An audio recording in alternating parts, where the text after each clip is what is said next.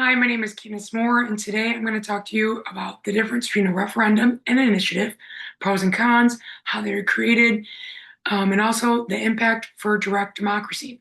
First, let's start with a simple definition. An initiative is a method by which voters can offer new laws and amend existing laws, gathered by having enough signatures for registered voters. A referendum, simple. A referendum is either voters can veto a law or say yes to a law that's put in place.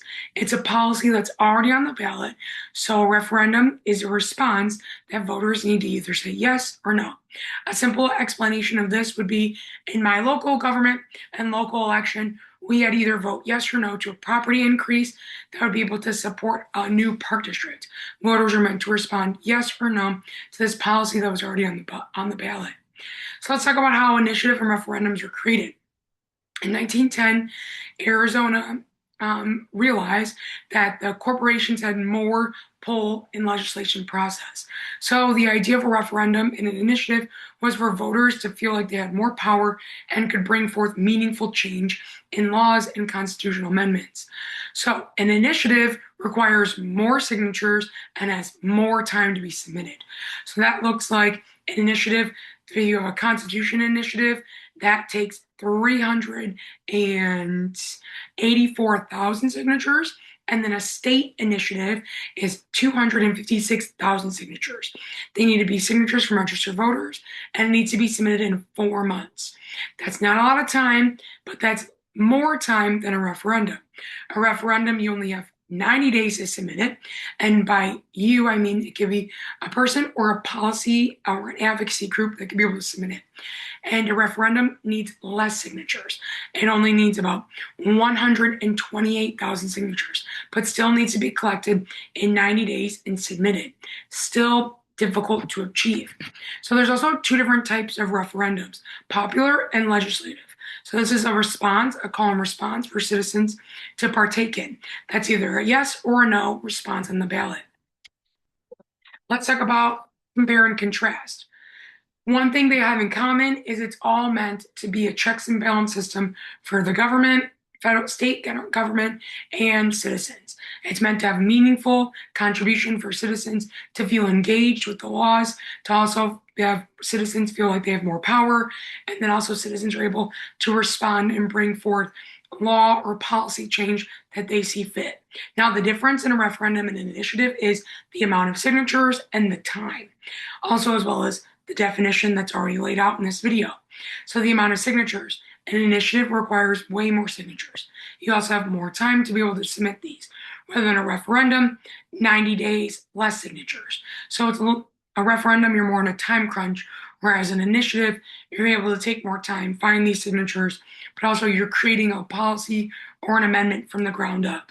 So an initiative, you're creating all these things. You're making sure that you're writing them to be smart, for them to be easy to understand for voters, so there's no confusion at the ballot. Pros and cons of an initiative and a referendum. Pros for an initiative. Voters have direct control. This is important. It's helpful for voters and citizens to feel like they have control at the ballot. Our voices want to be heard. Citizens want to feel like the community reflects, I would say, policies and laws that are meaningful to them. So the idea of you're voting for something that you find meaningful. Seatbelt laws, you're voting for things that you find that contribute to your community. Increase of something for money, increase the idea for public education, things like that. So an initiative always brings direct control back to the citizens. It's also important for advocacy groups to bring forth change. It increases civic engagement. What's civic engagement, you're wondering? That's just the idea of an initiative brings forth a policy that maybe would get buried on the ballot. So an advocacy group is bringing initiative change and an initiative to be able to increase the awareness of the citizens that live in that community, to say, this is meaningful, this is something important, we want to hear your voice. Now, the cons for an initiative, it could be worded poorly. Sometimes it's hard for citizens beforehand to understand the policies or the laws that are on the ballot. And then when they get to the voting polls, they're confused. They're not sure, does this really mean something for them? What's the point of this? So advocacy groups have to be very specific about how they word something to make sure it's easy to understand. We're not using big jargon that makes it difficult for voters to understand, is this initiative meant for me? So let's talk about the pros and cons for a referendum. Referendums give voters the choice of having a yes or no, and it's important for the policies that are already on the ballot for a referendum and for citizens to feel like they have a voice. So you're either voting yes or no to something. Now, it can also stop gridlock. Sometimes policies will be forced into gridlock, so politicians are using a policy that's difficult for understanding, and then they're creating a gridlock. So citizens are able to say yes or no to a policy. Now, the cons for a referendum are just that. It's simple to say yes or no to something. It could be worded poorly. You may not understand. You may go to the voting ballot and you may say, I'm not really, or the voting polls, and you may say, I don't really know if this really means anything for me. So my last local election, it was vote yes or no to a property increase. When you first look at that, you say, I don't want a property increase. But then you fully read the entire referendum, you realize, oh, this property increase is for a new park district, for a community hub. Now, is that meaningful for you? For me, I voted yes, because that is meaningful for me. I utilize my park district, I utilize my community hubs, such as this, as a place to meet for small groups, for things that are meaningful, workout classes. So yes, I would vote yes to that. So referendum, the yes or no choice is difficult, so that's a con. Let's talk about the importance for the direct democracy for a referendum and an initiative.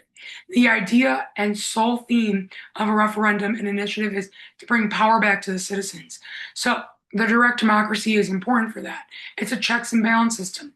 The government can be able to create these laws, but voters need to vote yes or no, or bring these initiatives to bring policy change, to bring advocacy groups need to bring this change, to say this is a matter that's important to me. So Arizona Constitution outlined that citizens need to have the power, and also as well as 19 other states endorse initiatives. And then also the idea that a lot more states, 24, actually endorse referendums. So it's important for citizens to feel like they have power, their voice is being heard, and initiatives are meaningful. Referendums give them a yes or no response of a policy that's already in the ballot. So it's important for us to understand what a referendum and initiative means, because we're lifelong learners and we understand what our government is doing, so we're able to see, can we increase change, also as well as knowing our advocacy groups that are supporting the local government. What advocacy groups do you stand for? What advocacy groups do you find meaningful? What I find meaningful may be different for my fellow citizen. So it's important for us to have open discussions about these things. It's important for people to understand the difference between a referendum and an initiative, for us to see, I want change. How can I go about and get it in my local election? I hope this information was gratifying and also gave you more details for what this looks like, and also reminds you that your voice matters. And it's important for us to have policy change, and it's important for us to bring back the power instead of legislators and politicians to feel like they can control the narrative. So let's increase our knowledge of referendums and initiatives, as well as being proactive before we get to the voting ballots. Thanks so much. Have a great rest of your day.